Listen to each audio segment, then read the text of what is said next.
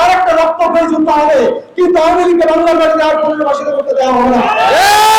আমরা স্পষ্টভাবে বলে দিতে চাই সরকারকে, বর্তমান ইন্টারিম গভর্নমেন্ট এবং বিচার বিভাগ যারা আছেন তাদের সবাইকে, আমরা বর্তমানে আওয়ামী লীগের বিচারের অত্যন্ত ধীর গতি দেখতে পাচ্ছি।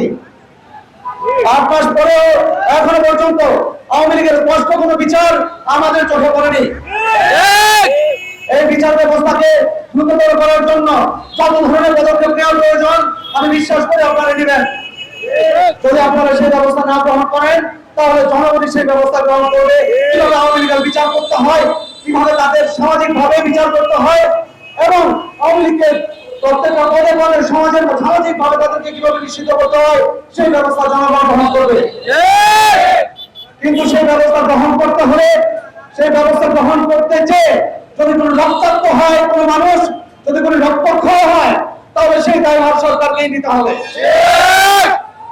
এখন আমার মনে হয়, আমি দৃঢ়ভাবে বিশ্বাস করি, শুধু আওয়ামী লীগ নয়, অন্য কিছু রাজনৈতিক দলও যাচ্ছে আওয়ামী লীগের বিচার ধীরগতিতে হোক, দিতে চায়, সেটা যেই হোক না কেন, সম্পূর্ণ অন্যান্য দল তাদের বিরুদ্ধে সম্পূর্ণ বাংলাদেশের সকল আবহাওয়ার জনতা আছে। প্রয়োজনে আরেকটা রক্তক্ষয়ী যুদ্ধ হবে, কিন্তু আওয়ামী লীগকে বাংলার মাটিতে আর পুনর্বাসিত করতে দেওয়া হবে না।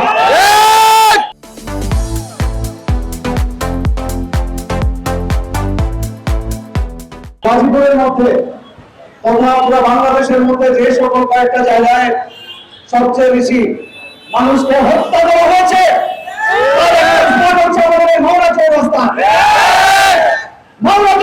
সেই হত্যার পরে এখনো পর্যন্ত শহীদের রক্তের দাম চায় না। কিন্তু কিছু দুর্বৃত্তকারীরা, আমাদের কিছু রাজনৈতিক নেতারা, অন্য দলেরা এখন আওয়ামী লীগকে পুনর্বাসন করার জন্য চেষ্টা চালিয়ে যাচ্ছে। আমরা আপনাদেরকে স্পষ্ট ভাবে বলে দিতে চাই, মাওনার মাটিতে যদি, এই হত্যার মাটিতে যদি আওয়ামী লীগের বিরুদ্ধে সবচেয়ে বড় আন্দোলন হতে পারে, সেই আওয়ামী লীগকে পুনর্বাসনের বিরুদ্ধে এবং অন্য কোন দল যদি নতুন প্রেসিডেন্ট হয়ে আসতে চায় তাকে রুখে দিতে এই বাংলাতেই আবার রক্তের বন্যা হয়ে যাবে প্রয়োজন পড়বে।